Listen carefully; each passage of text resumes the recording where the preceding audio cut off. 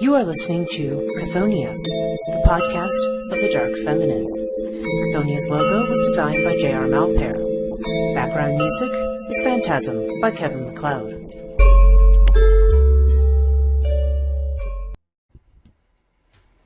Hello and welcome to Chthonia, the podcast that deals with the Dark Feminine. I'm your host, Breach Burke, and now as we're moving into the month of December, I wanted to do some podcasts on some winter feminine figures, either goddesses or folk tales that deal specifically with the sort of dark female figures that are associated with winter. Last year we had talked about, winter hags and some of the Frau Perkta and Grilla, and some of these very scary sort of Icelandic and Germanic figures who are typically associated with, sometimes they're associated with Christmas, or they're associated with, the winter holidays. So for this year, I decided we're gonna go back north, and we're gonna look at the goddess Skadi.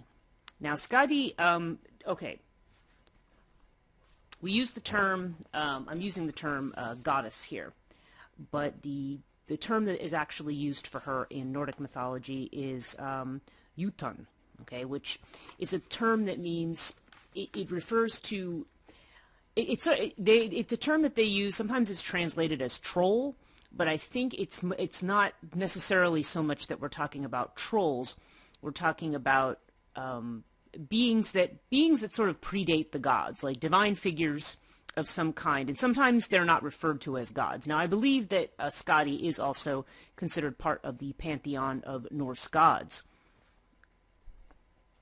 However, she's, she is actually considered to be a giantess, and she is the daughter of a giant called Thiazi, and and who was actually ended up being killed by Odin. And so, of course, what happened was that Skadi actually decides that she wants revenge for her father, because she loved her father, and she was angry and grieved and wanted some kind of reparation for her father's death. And the gods wanted to give her some kind of material reparation, but she did not want that. She wanted to actually fight as a reparation. She wanted revenge in fighting and in blood, not just in receiving stuff. I mean, that idea of reparation is definitely it's certainly not exclusive to Scandinavia. It's also an idea that carries on. We see it in ancient Greece, for instance. The idea of reparations. Thucydides talks about. He talks about some of the ancient myths, like the Argonautica, in terms of reparations. That the stealing of the golden fleece and carrying off Medea by Jason was somehow connected to the retribution for Paris stealing Helen and not making any proper reparations. There's all kinds of there's this idea that if you and also probably closer to home is probably Brehon law, which you see in Ireland, or you saw in ancient Ireland, where basically it's almost like each person has a certain value. So depending on the class you came from, or the role that you played in society, you might be considered to be worth, I don't know, 5 cattle or something like that. So if somebody killed you, then they would have to give a reparation to your family of 5 cattle. There's this idea is, you definitely see this idea a lot in the ancient world in different parts and in different ways. The idea that you can exchange something of material value to make up for the loss of somebody, which is rather interesting when you think about it, because we have developed this idea of the soul and the spirit, and this idea of human life as being like the most valuable thing ever. And really what that does is it doesn't really put it on any more of a value than you would on animal life. And again, that's a different mythology, different way of looking at things. I wouldn't say it's necessarily better or worse, though I'm not sure I would be comforted by the idea that if somebody killed me, they could just be like, "Oops, sorry," and give my parents, like, I don't know, 10 cattle or something. I don't know. I don't think it would make me feel better to know that that was how they resolved it. But nonetheless, that was the system, and it's not. And it seems to be. There seems to be a lot of societies of that time, and tribal societies that definitely had that way of dealing with justice, I suppose you might say. Okay, so Skadi. Let's get on to the details about her. Now, some people say the name Skadi, that the word Scandinavia actually contains Skadi. Some of the etymologies don't necessarily support that. Sometimes it's, yeah, here it says it's uncertain, but may be connected with the original form of Scandinavia. Some place names in Scandinavia refer to Skadi. And she is associated, well, okay, another possible meaning of her name is the word, an Old Norse noun meaning harm, which again, I don't think there's any, I think that's disputed, but not necessarily, given how dangerous she was, that isn't necessarily far off. She is a goddess associated with winter, or jötunn, jötunn associated with winter, and also associated with skiing in particular. And she is, bow hunting, skiing, winter, and the mountains, okay, which, you know, when you think about it, that makes sense. They do all seem to go together, and you do see these winter figures that are associated with the mountains. Certainly in the mountains, winter happens longer and more often than anywhere else. You know, if anybody's ever either gone mountain climbing or gone to a place where there's, gone to a mountain range, you know that there's only a certain window of time in the summer that you can go before the snows start to come in. And even there, I remember being, for instance, around Mount Shasta. We were up on the Lassen Volcanic Park in Northern California, probably, oh gosh, it's a number of years ago now. But I remember being up there with my family, and we were walking through. I mean, you have these beautiful, flowers and greenery, and you're walking, past creeks and things, and all of a sudden you have these banks of snow. So we're sitting there throwing snowballs at each other.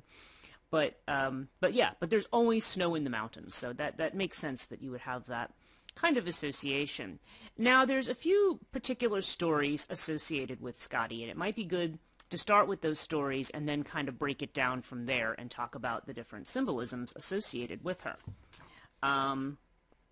Now, okay, the first story, of course, will have to do with her father and his being slain by Odin.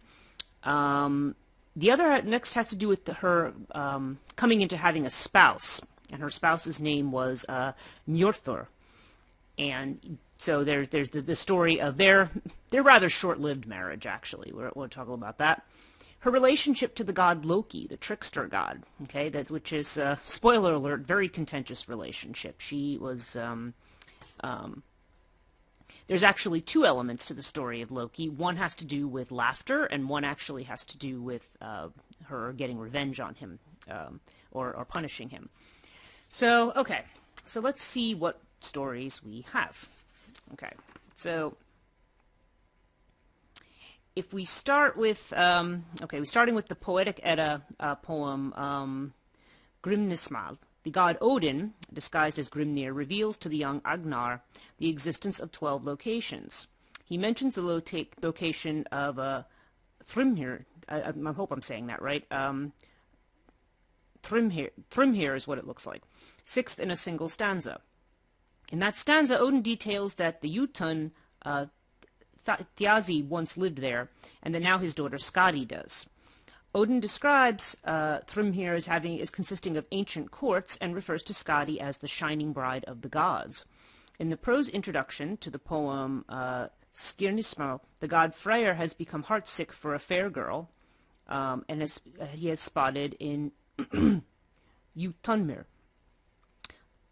The god the god Njorthor asks Freyr's servant Skirnir to talk to Freyr, and in the first stanza of the poem, Skadi also tells Skirnir to ask Freyr why he is so upset. Skirnir responds that he expects harsh words from their son Freyr. Okay, so this is just places where she's mentioned in the Eddas. In the prose introduction to the poem Lokasenna, Skadi is referred to as the wife of Nirthor and is cited as one of the goddesses attending Aegir's feast. After Loki has an exchange with the god Heimdallr, Skadi interjects. Skadi tells Loki that he is light-hearted and that Loki will not be playing with his tail wagging free for much longer, for soon the gods will bind Loki to a sharp rock with the ice-cold entrails of his son. Sounds nice, right? Loki responds that even if this is so, he was first and foremost at the killing of Thjazi, which is the really bad thing to say to her, because this is her father. Skadi responds that if this is so, baneful advice will only flow from her sanctuaries and plains. Loki responds that Skadi was more friendly in speech when Skadi was in his bed, an accusation he makes to most of the goddesses in the poem and is not attested and elsewhere. Loki's flitting then turns to the goddess Sif. Okay. So yes, that's another thing. He claims to, Loki being the trickster god, claims to have slept with all these goddesses. Now, they say that actually he has not slept with Skadi, but he makes that claim. Okay. Excuse me. In the prose section at the end of Lokasenna, the gods catch Loki and bind him with the innards of his son Nadi, and they turn his son Vali into a wolf. Skadi places a venomous snake above Loki's face.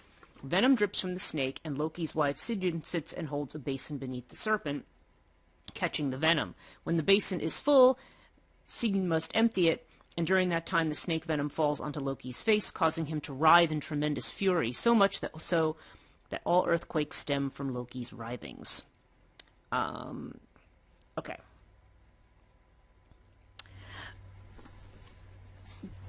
So we have the story of I want to talk about the story of her marriage. Trying to find, because I'm going through some original source material here that keeps referring back to, she's mentioned in this line, and it's probably not necessary to get into that level of detail for what we're doing. Okay. Okay, in chapter 56 of the Prose Edda book, I'm not going to be able to say it, so I'm not even going to try, Bragi accounts to Aegir how the gods killed Thjazi.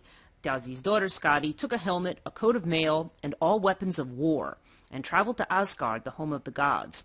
Upon Skadi's arrival, the gods wished to atone for her loss and offered her compensation. Skadi provides them with her terms of settlement, and the gods agree that Skadi may choose a husband from among themselves. However, Skadi must choose this husband by looking solely at their feet. Skadi saw a pair of feet that she found particularly attractive and says, "I choose that one. There can be little that is ugly about Baldur," who is actually the god that she loves. However, the owner of the feet turned out to be Nirthor. Skadi also included in the terms of the settlement that the gods must do something she thought impossible for them to do, to make her laugh. Okay? Now, that's interesting. She's a goddess. Okay, so far, Thjazi is a giant. Okay? Skadi is considered to be a giantess. She's a beautiful goddess, but she is like, we can liken her in a way to the Titans, and we're going to talk about that connection. She is a, so right now we have her, we see that she is vengeful. We see her in this role as tormenting Loki, but now we're also seeing her as a goddess who does not laugh. Okay. She included in the terms of her settlement that they must do something impossible to make her laugh. To do so, Loki tied one end of a cord around the beard of a nanny goat and the other end around his testicles. The goat and Loki drew one another back and forth, both squealing loudly. Loki dropped into Skadi's lap, and Skadi laughed, completing this part of her atonement. Finally, in compensation to Skadi, Odin took Thjazi's eyes, plunged them into the sky, and from the eyes made 2 stars. Okay. So these are the reparations that were made. Now, the reason, by the way, that Thjazi is killed, let me just, here we go. Skadi becomes welcomed by the gods of Asgard when she marries one of them. Her father, the giant Thjazi, kidnapped the goddess Idun. I think it's either Idun or Idun, I'm not sure how to say that. The beautiful goddess of youth, and therefore or the god's apples of immortality. Odin killed him for doing so and rescued Idun. However, Skadi was furious and determined to avenge the death of her father. She took her weapons and stormed the citadel of Asgard, claiming for either revenge or compensation. She gave them the choice of a harmful or benign consequence. So, and says the gods, scared of the ferociousness of Skadi, decided they'd rather give her gold. Skadi didn't want gold since she was already rich from her father and grandfather's pillaging. Odin then offered her a husband from among the Asgardian gods. Okay. Now the god she chose, Njorthor, is the god of the sea. And she is the god she is a goddess of the mountains and of the winter. And he is a god, god of the waters. So this marriage, if we even just look at this purely elementally, is not going to work out. It says, Njorthor and Skadi's marriage didn't last long, only half a month. Njorthor couldn't stand the cold and isolated mountains, and Skadi couldn't stand the brightness and noise of the coastline. So they got a divorce. There are different myths about whom Skadi ended up with afterwards. Some say she got together with Ullr, the god of winter and archery, which would make sense. But some say she married Odin and gave birth to many sons with him, okay, which is also interesting. Because, again, there's an implication there of, Odin tends to be this figure who we associate. Certainly he's a central figure in Nordic mythology. And Odin is, he's heroic sort of in every sense. So to me, that connection with Skadi, if that story is indeed a correct one, would suggest his, that there's sort of an integration there, not only with the feminine, but with the dark and the cold feminine. Skadi has many attributes that we see in the dark feminine goddesses. Okay, so let me just make sure I have all the stories here. So so we have the story about her father's death and why he was killed.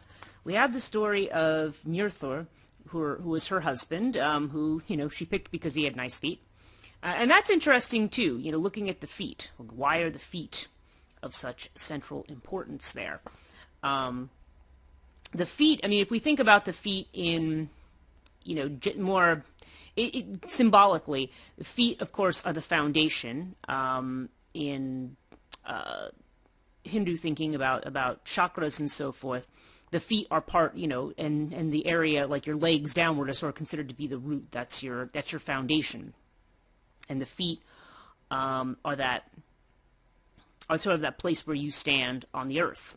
One washes the feet, right? The feet are considered to be they're sacred in their own way. And I would suggest that, I would say that they are largely, they represent something elemental and foundational, where you place your feet. And of course, how you get around, how you move is through your feet. So they're quite important in this kind of thinking. I'm thinking about it, I'm saying Jung actually did have something to say about the symbolism of feet, but I'm not going to remember what it is off the top of my head right now. But I remember that, there's definitely, certainly, even though the Muladhara chakra is said to be located in the pelvic area, around the genitals, generally, the feet may also be considered as part of that root region. So, again, when you think of rootedness, you're thinking of the earth, you're thinking of elemental beings. And that, so it's the idea that this elemental goddess should choose somebody by looking at, what's foundational to them, their feet. Okay, so she has this. So she has this very short-lived marriage, and that's interesting too because you're talking about the winter goddess marrying a god of the sea. So winter has to do with. We generally think of winter as having to do with a lack of movement. Now, movement's not impossible, especially when you're talking about a goddess dealing with skiing and things like that. Obviously, there are ways to get around, but you're talking more about water that is frozen, okay? We think about snow, we think about ice, and, Njorthor tends to have to do with the flowing waters, the waters of the sea, the waters that you travel upon with boats, where you go fishing.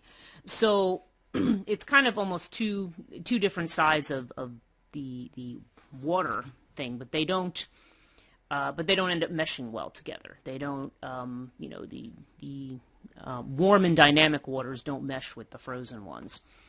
And that element of Skadi too is something that we can see. The fact that she doesn't laugh. Now the part of the reason, to be totally fair, we don't know that this is just one of her attributes, but the loss of her father has certainly made her very sad. So she is, so she doesn't laugh. So if someone can make her laugh, then that, that sort of breaks that. That sort of very serious, icy cold kind of demeanor that we're seeing represented in her stories. If you follow tarot or read tarot, certainly she seems to have the essence of the Suit of Swords, or perhaps of the Queen of Swords. There's this, and generally swords are associated with air, so it has to do with that, the intellect. It can have to do with movement, like the winds, for example. I mean, often has to do with the element of air. But the other thing, too, one of the, I guess you can say, on the spectrum of qualities associated with the Suit of Swords is the potential to be icy cold, the potential to be unfeeling, or to put intellect above above emotion or above feeling, to the exclusion of thinking about the feelings of others. Although we don't necessarily see that in Skadi. She's somebody who clearly is very, she's grieving. Okay, but although there is a Queen of Swords element there too, because the Queen of Swords is either considered to be the divorcee or the widower. So her role there is sort of as the woman who has experienced death, who has experienced loss, and who perhaps is not as lighthearted and emotional, and as somebody who perhaps has not experienced those things might go into the world more innocently, more open with feeling, as we do when we're young, right? I mean, when you first become aware of such things, or when you're a child and you have the curiosity and the energy of a child, or the first time you fall in love or something like that, there's an energy there. But once, and there's an ecstasy and an energy, but if that is squelched out, that's like pouring cold water on the fire. And the Queen of Swords tends to represent that sense of, so when the young romantic man comes to woo or to make love, she say, yeah, right, whatever. Not easily swayed and not easily deceived. So she's very, very smart woman, very wise, almost associated with the hag figure, which we also associate with winter. But it has to do with that, and there's a barrenness there too. Now, obviously, Skadi here we're seeing is a goddess who again, if this myth of Odin is true, then she has borne many children with the god Odin. But and this actually makes sense to me in the context of the Scandinavian countries, because the Scandinavian countries, generally speaking, are cold. I mean, it's not that they don't have summers or warm days, and they tend to experience the longest night and the longest day, 24 hours of sunlight, 24 hours of darkness. But it's not an area that's going to be, now with climate change, who knows, but strictly speaking, it's not known for being an area. It's not a balmy area where you're going to go to the beach. I mean, it's got, beautiful cities, and there's other reasons to go. And in fact, it probably is a very popular skiing destination, because probably they have, just due to their location, closer to the Arctic Circle and the North Pole, they just tend to be colder on the whole. So therefore, you have, so the idea that you could produce something, or that life could come out of something in the wintertime, would not be unusual for that kind of a culture. Because obviously, when that's the kind of climate you live in all the time, you make the best of it. You make life. It's not like, oh, winter represents everything being dead, and we have to wait till spring till things are alive again. Obviously there's life that goes on with the winter. So Skadi, we definitely seem to see that association there. Now, the other thing I find interesting, the fact that she's a giant. Now, I was looking in Marie-Louise von Frahn's book on the shadow in fairy tales, and she has a chapter in her book called Cold Evil, and in that chapter she talks about the symbolism of the giant, or in this case the giantess. Not that we necessarily need to do what the Romans do and separate it out, with the feminine ending. But okay, I just want to find the. Okay, yes, here she says, talking about the symbolism of the giant. Primarily, now she's talking about a male giant because she's telling a different folktale here, but we can still apply this to Skadi, and perhaps to her father too. Primarily, he represents the remaining pagan element which has been repressed, and in this particular story, receded into the rocks. So, so now, even though we have, we're still talking about Skadi within the context of the pagan Norse religion. So it may not so much that she's a substitute, but certainly the idea that she's elemental. Giants in Germanic mythology are mostly characterized by enormous strength and in general by outstanding stupidity. Well, I don't know whether or not Skadi is, I don't think there's any particular commentary made on her intellect. I certainly don't get the impression that she's stupid, but that she is definitely a symbol of strength, just as we have other animals or even other just figures in mythology who are considered to be symbols of great strength.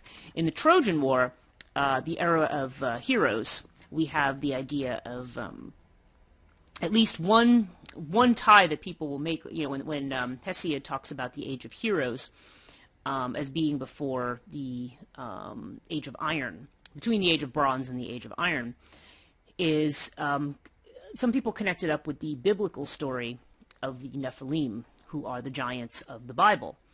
And in the story of Noah, the reason that Yahweh decides he's going to wipe the earth out, wipe the earth clean, or Yahweh and the other gods who were there at the time decide that they're going to wipe out, flood the earth and wipe it out, is because these angelic figures. Now this goes back to Enoch, and I think there's another source for it too, and I'm not remembering it off the top of my head, but I want to say it's primarily Enoch, Book of Enoch, where we see this discussion of the Watchers.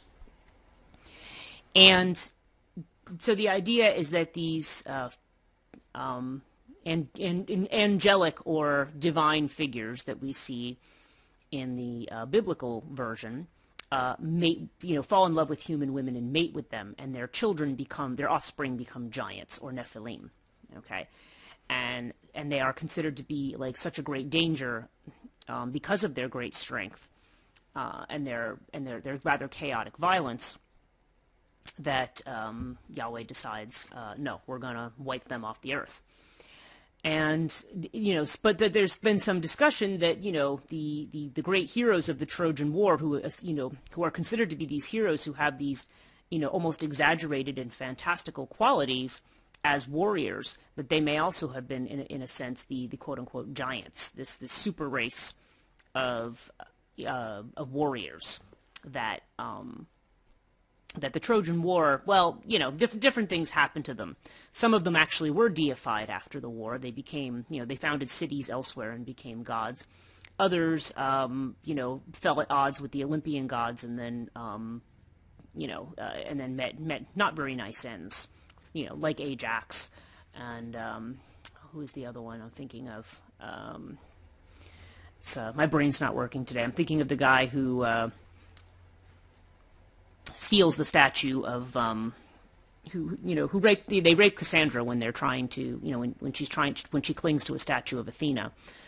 And why is the name, I've taught this class so many times, I don't know why the name's escaping me at the moment. Probably some of you listening to this will know who it is, but they get sucked down, because he tries to be defiant of the gods, he gets sucked down by a whirlpool that Poseidon sends. So anyway, you have these idea of these very strong and ferocious figures in the giants. Von Franz goes on to say there are any number of stories where giants are fooled by little men or weak human beings because too much has gone into their physical growth and not up into their brains. And we see this as a stereotype too, like the stereotype of, say, the football jock who's all brawn and no brains. But in older pre-Christian Nordic mythology, giants are also very clever. So they have been stupefied mainly through the contents which have repressed since the Christianization of Norway. Giants are mostly responsible for the weather. They create mist, and in many countries even now, if there are thunderstorms, it is said that the giants are playing in the heavenly countries and rolling their balls or bowling. There are thunder giants, lightning giants, giants responsible for landslides, and for boulders or rocks falling from the mountains. And when the giantesses have had their big wash day, then the whole country is covered in mist.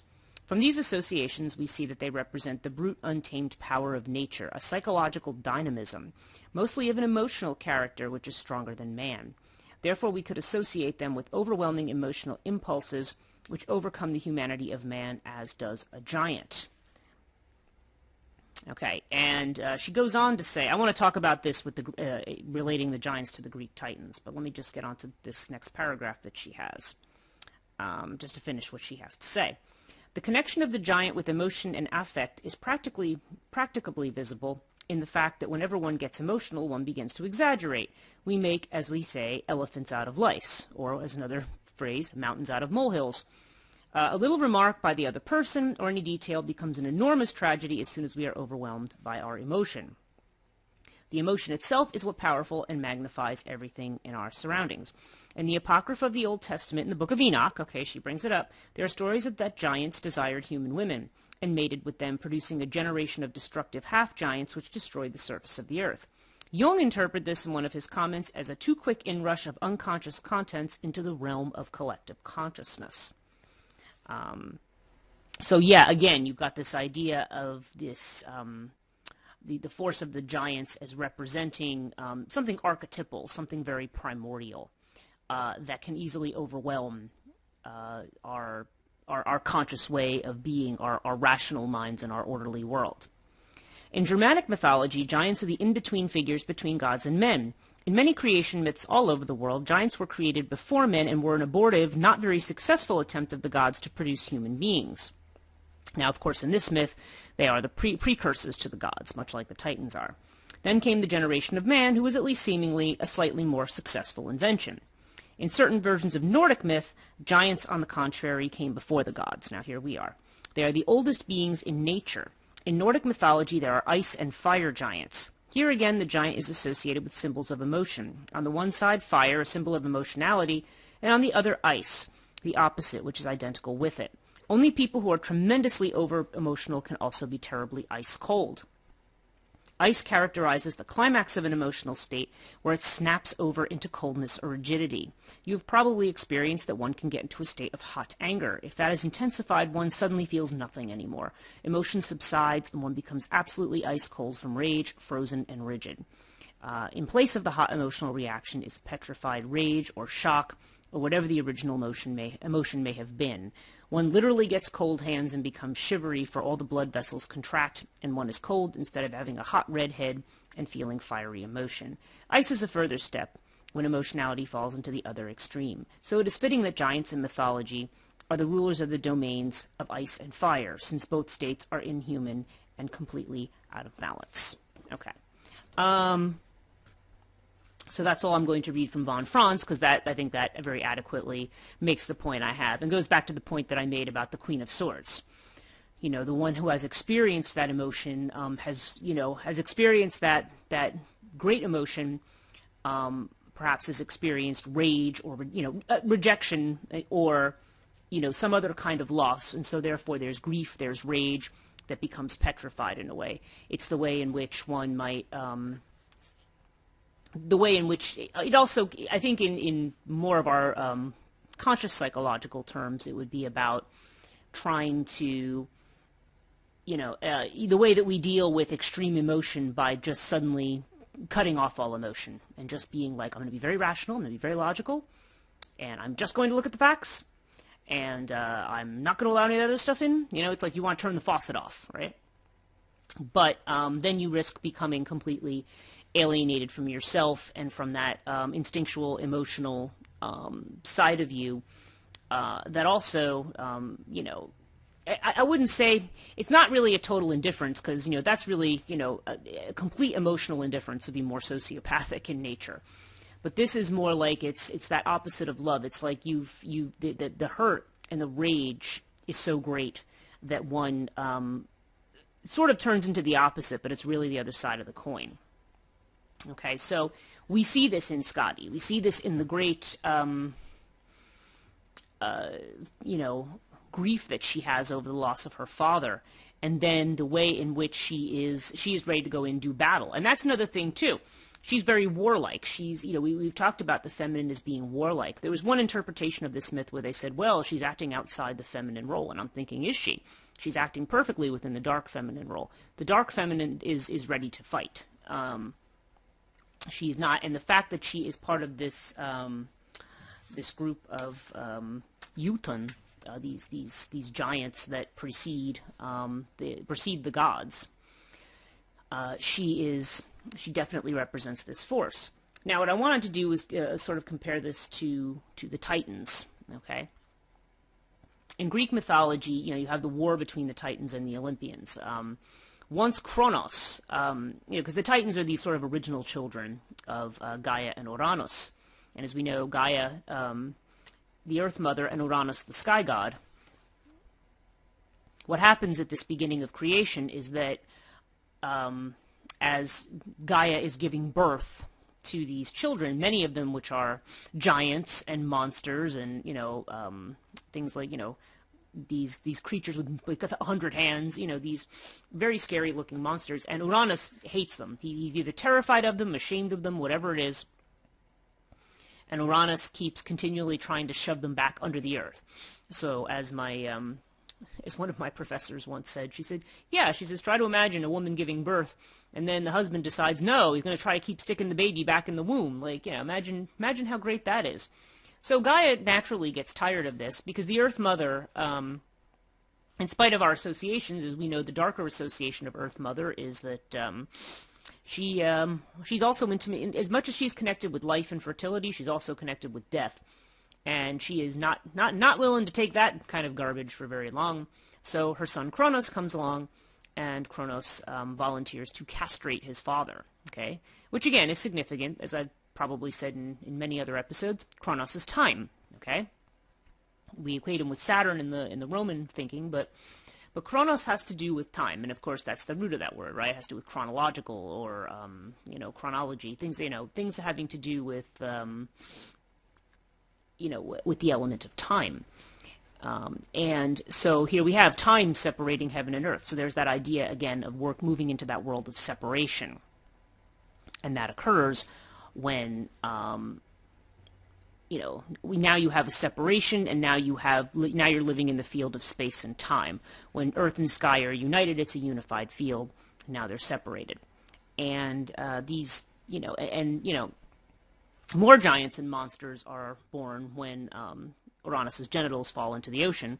But also the goddess Aphrodite is born too. She, and that's what her name literally means, is foam born. She comes out of that.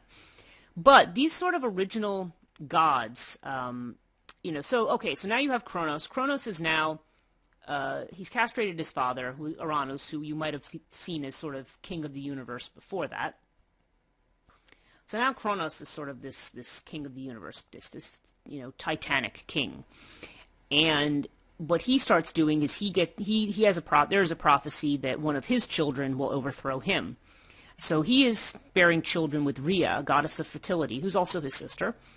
But as the children are born, he's devouring them. Okay, so there's this mythology. When I do a class on the mythology of cannibalism, and this is part of that. The idea of, again, speaking purely archetypally here, the father who devours the son. So instead of giving birth to a son and extending your lineage in the world, you're cutting things short. You're saying, no, I as the father have to have all the power all of the time, and I'm not going to expand. You see different versions of this, how they play out in family dynamics. When you have sort of abnormalities in the mother-father-child relationship, in any form of that. But this idea of the father who is in competition with his son, we see that element, and we also see the father who is, he's not willing to yield. The son who gets crushed under the oppressiveness of the father, and eventually will rebel against him. So what happens there? Well, Rhea gets really tired of this, just as Gaia did. And Rhea is really another version of an Earth Mother.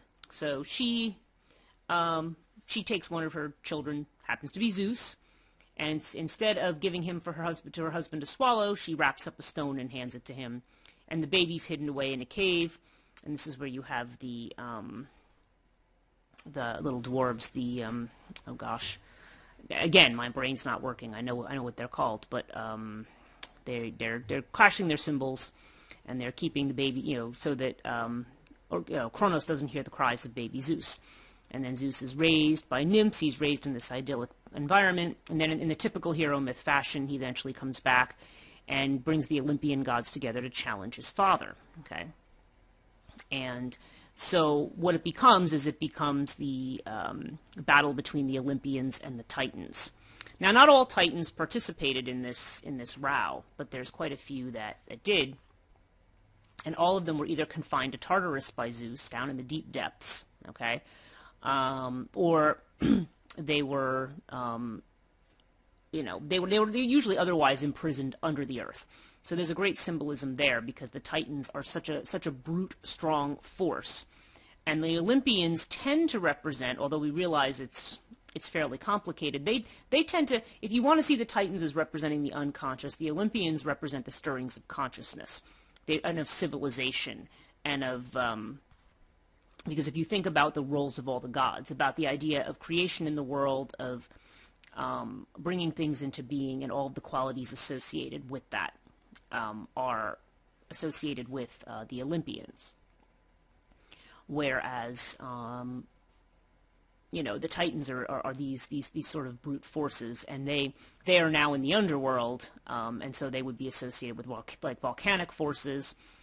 Now you do have Poseidon associated with earthquakes, but they have to do with these very strong primordial earth forces. So we see the same thing with Skadi. And winter, of course, itself is a formidable and brute force. And here it is represented as a woman who is a grieving woman, really, because she has grieved for the loss of her father. And in her grief, there's a desire for revenge. So it's not that she's without emotion. It's exactly like von Franz says. It's like there's a rage there, and there's an unhappiness that needs to be settled. But it manifests itself perhaps in this unsmiling, non-laughing sort of manner. Although the gods do manage to break her of that. So I suppose the last bit that we have to talk about with her is the idea of the venom, the snake venom. She's tormenting Loki with this, he as the trickster, he has dirty dealed the gods too many times. This is what happens. They bind him with the entrails of his son. As I said, wow, that's pretty harsh, but I don't know. Given what I think about, what we know about Viking and maybe Scandinavian warfare, maybe that's not so unusual or so out of place. So it's the idea of the venom of the snake.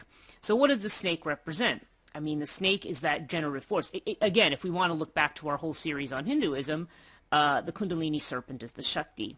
So now we have the venomous Shakti, the one that's burning. Okay.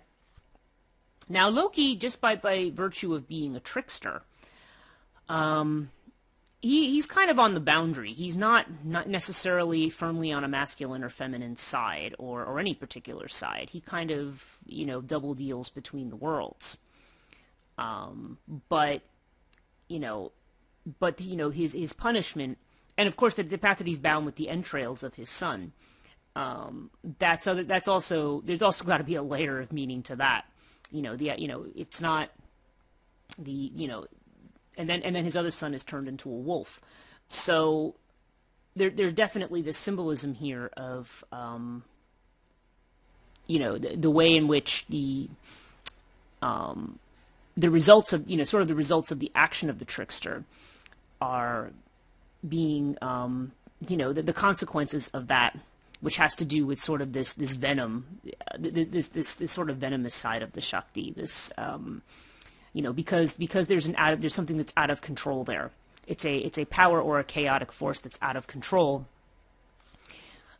So you have this that is sort of putting you in your place with this venomous aspect of the feminine. Of course, it's his wife who has to empty the pan of snake venom. So it's a very odd image, and there's probably a lot of amplification that you could put into that. But to me, that's a definite dark feminine symbolism there. That is sort of it's punishing the trickster figure, because Loki in his role, it's not so much that he's a trickster and that, he isn't allowed to exist or doesn't have a role, but it's when it's like the Asuras of Hindu mythology. They're there, but once they get out of control, once they start trying to manipulate situations to their ends, once they're doing it in a way that may be harmful to the balance of the universe, then that's usually when the dark feminine comes back and sets things back in balance. Okay. A lot of people there's a lot of us now who are working with the dark feminine, and there's probably no coincidence there. We kind of live in a world, a planet, a society, a global society that's very much out of balance, and that this is the way, and that this impulse towards the dark feminine is meant to be a corrective. Okay. So Skadi does seem to serve a corrective function of some kind, and she's representing some kind of divine justice here. Justice is always a theme. It doesn't always mean the same thing that we think it does. And I've talked about that in a couple of the previous episodes, is that, the idea of decay is more about, maintaining the proper boundaries of things. It's not necessarily so much about ethics as we think about it today. So that is really all I have to say about Skadi. I'm trying not to let the ramble on too long with these podcasts. But if you have any other thoughts on her or know anything else about her, I'd be glad to hear about it in the comments. You can comment on social media. I have pages Facebook, Twitter, and Instagram, Chthonia Podcast, in all those places. It's one word on Twitter and Instagram. It's 2 words on Facebook. And, of course, it's just Chthonia on YouTube, where you're also free to comment and leave your thoughts. I would encourage anybody, to please subscribe, whether you subscribe to the podcast, whether you subscribe to the YouTube channel, whatever works for you. If you're enjoying these, please visit chthonia.net, because I have my whole site with everything. I have blog updates. I have, a full explanation of the Chthonia concept if you're not familiar, if you're new to this. And then I also show, other related works that I've done. All the publications I have really go directly back to this theme, fiction or nonfiction. And I also have some related services that I offer for people who are sort of, as I say, crossing your own abyss, dealing with your personal boundaries and your own personal, quote-unquote, deaths, if you will. So definitely if that is, something that appeals to you, or that is, something that you think you might need or that I might be able to help you with. And it doesn't matter. You don't have to live anywhere near me. I can do everything virtually. So it's not something where you have to you have to live in my neighborhood or anywhere near where I live to participate in that. And I also have a Patreon page, patreon.com/Chthonia. I'm really trying to ramp up the benefits for members there, extra podcast episodes, more giveaways. I'm going to be having classes out. They may actually probably already will be out by the time I'm putting this podcast and making it live.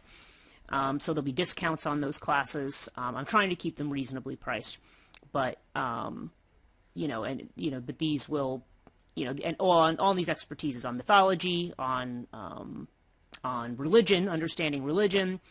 On understanding some of the ancient concepts, like, for example, of the Trojan War and the Iliad and things like that. And I have a course that I do on the underworld and understanding the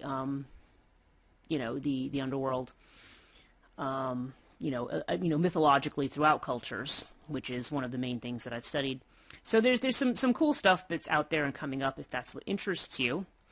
And I think, and then I have a site if you are just strictly interested in the services I offer. I offer Reiki therapy. I also offer, I do all kinds of oracle readings. And what I do is usually for people, I do a combination of things. Depending on what they need, People can say, oh, I just want Reiki, or oh, I just want a reading.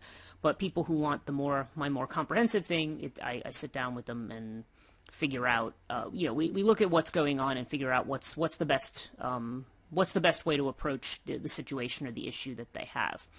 Oftentimes it may involve astrology, Vedic and Western. It may involve readings of some kind. And, so we try to get down to what the pattern is and help the person establish what might be the best way for them to move forward. It's not the same for every person because every person's problems are different. And there's no expectation in my way of doing things. This is not a power of positive thinking or that kind of toxic positivity that says, well, if you just had better thoughts, you wouldn't have these problems. I don't operate that way because I think that's just completely and totally. It's unhelpful, and the people who do it, as far as I'm concerned, can just piss off. I don't like that toxic positivity that blames you and shames you for struggling with something, because oftentimes it's something that's felt in the body and you don't have any control over it. So the idea that you should, just stop thinking about it, just think nice thoughts. It's not how it works. So that is not the way I work at all. So anyway, that's just my little plug. I hope you enjoyed this, and I will talk to you in the next episode.